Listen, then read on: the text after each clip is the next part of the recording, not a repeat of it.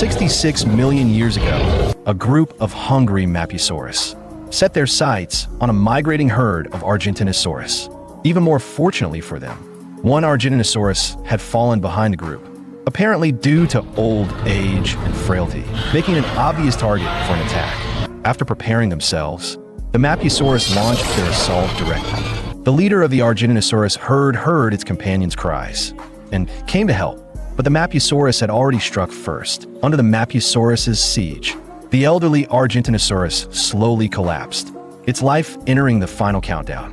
When the Argentinosaurus leader arrived, he was clearly a powerful specimen, taking down one small Mapusaurus with a single tail whip. But as he prepared to continue the fight, he realized his companion was already dead. The Argentinosaurus leader let out a helpless sigh and turned to leave. Just as the Mapusaurus were preparing to enjoy their meal, two even more powerful guys arrived.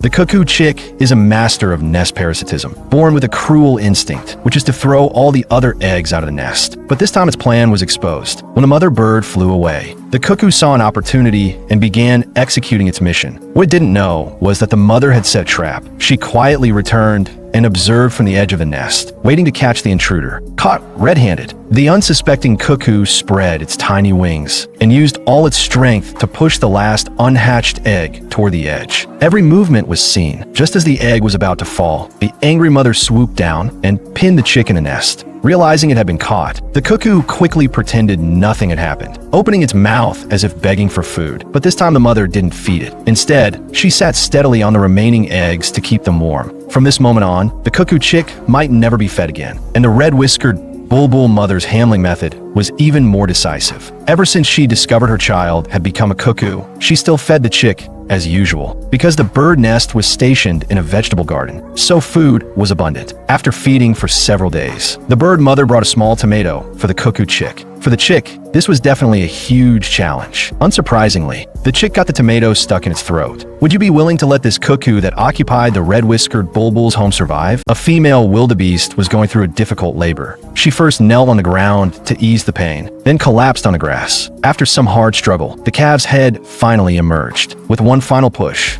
the mother stood up, and the newborn wildebeest came into the world. The mother had to quickly lick the calf clean, because the smell of blood could easily attract predators. The little one kicked its legs in the air, then rolled over and lay on the ground. It tried to stand up.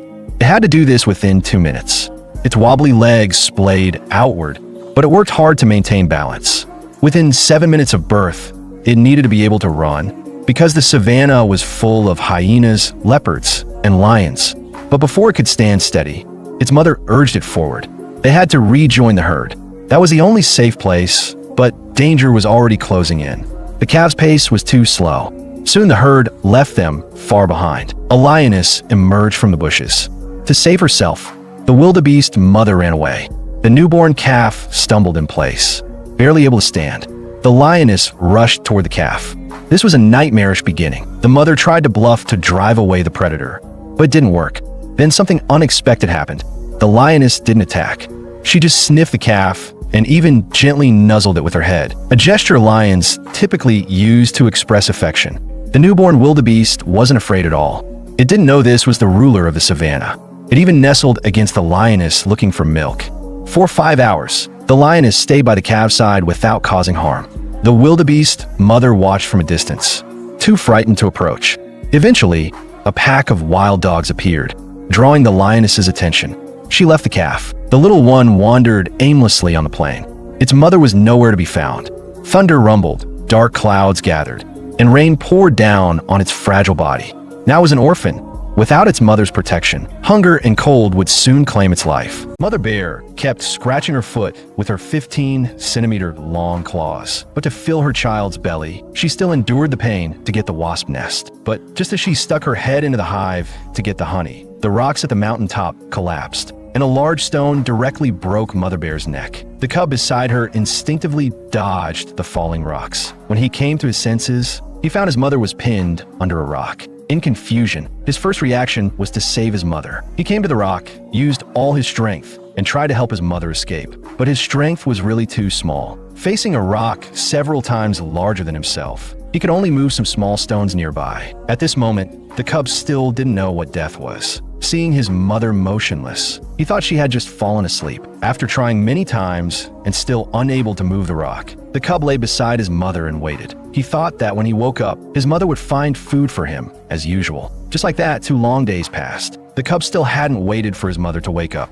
Only now did he vaguely realize that his mother had left him forever. The little bear hadn't eaten for 2 days. He had to go out to look for food. But in this world where the weak are prey to the strong, a cub is very dangerous. Carelessly, he rolled down the hillside. After falling, he was confused for a long time. On the road, he saw a frog. He had never seen this kind of creature. The frog jumped all the way into the water, and the little bear's future would also be full of hardships.